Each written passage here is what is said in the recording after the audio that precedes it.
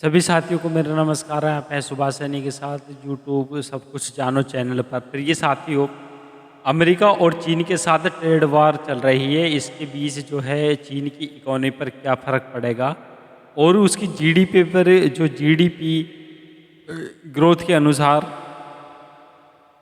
क्या बेहतर रहेगा, ये सब कुछ ट्रेड वॉर के कारण हो रहा है। तो आइए देखते हैं कि इंटरनेशनल ट्रेड वॉर क्या है। अमेरिका और चीन के बीच लंबे समय से ट्रेड वॉर चल रही है, लेकिन इसके बावजूद चीन की इकोनॉमिक और ट्रेड में लगातार बढ़ोतरी हो रही है।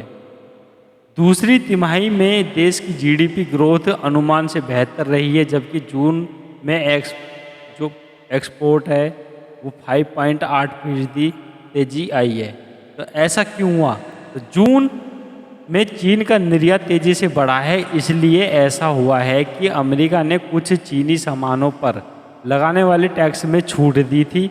इससे कंपनियों और ग्राहकों ने अगस्त की समय सीमा से पहले ज़्यादा सामान का ऑर्डर दे दिया। चीन के निर्यात में पिछले साल के मुकाबले 5.8% की बढ़ोतरी हुई।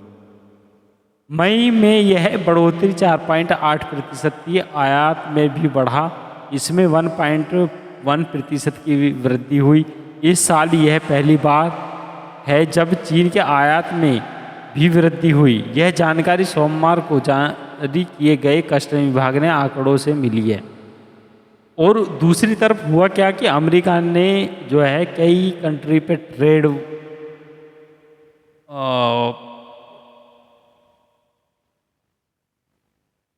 टैरिफ लगा दिया था, जो उस कारण भी काफ़ी इफेक्ट पड़ा।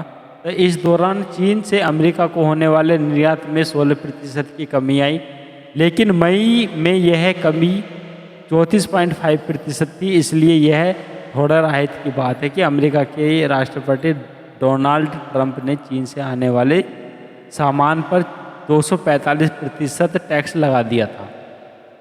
इससे जब चीन ने भी कुछ अमेरिका सामानों पर टैक्स बढ़ा दिया था, फिर दोनों देशों ने बातचीत के लिए कुछ समय निकालने से फैसला किया। तो भारत को एक्सपोर्ट बढ़ा।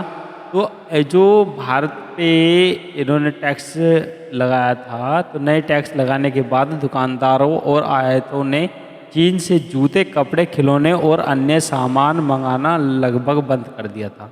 लेकिन बाद में उन्होंने फिर से चीन के सामान मंगाना शुरू कर दिया। हालांकि दोनों देशों के बीच शुरुआती बातचीत में अभी तक कोई खास प्रगति नहीं हुई है। नीति में क्या अचानक बदलाव होने से कंपनियों को आगे की योजना बनाने में परेशानी हो रही है? तो इस बीच ट्रंप प्रशासन ने चीन से आने वाले सामान पर 30% टैक्स बढ़ा दिया। फिलहाल वाशिंगटन और बीजिंग ने 12 अगस्त की समय सीमा को टाल दिया है, जिसके बाद ये टैक्स और भी बढ़ सकते थे। तो निर्यात और आयात सहित चीन का कुल trade 20 million yuan 2.8 trillion dollar से ज़्यादा रिकॉर्ड स्तर पर पहुंच गया था। इसकी वजह यही रही कि चीनी कंपनियों ने अपने विदेशी उत्पादन और निर्यात बाजारों में विविधता लाई। साल के पहले 6 महीने में चीन का ग्लोबल ट्रेड सप्लायर 586 अरब डॉलर रहा, जो जनवरी से जून तक दक्षिणी पूर्व एशिया को होने वाले निर्यात में 13% की वृद्धि हुई थी।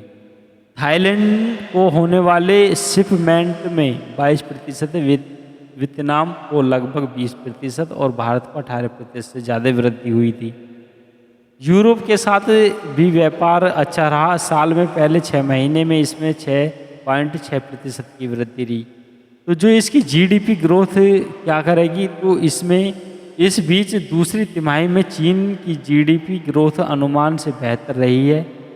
नेशनल ब्यूरो ऑफ स्टैटिस्टिक्स के मुताबिक अप्रैल जून तिमाही में चीन की इकोनॉमी 5.2 जो फीसदी वो बढ़ी रही। राइटर्स के द्वारा जो कराए गए एक सर्वे में इसके 5.1% की दर से बढ़ने की उम्मीद की जा रही है। तो पहली तिमाही में चीन की इकोनॉमी 5.4% की रफ्तार से बढ़ी थी। तो मेरे प्रिय साथियों, चीन की इकोनॉमी काफ़ी बेहतर रही। तो ऐसी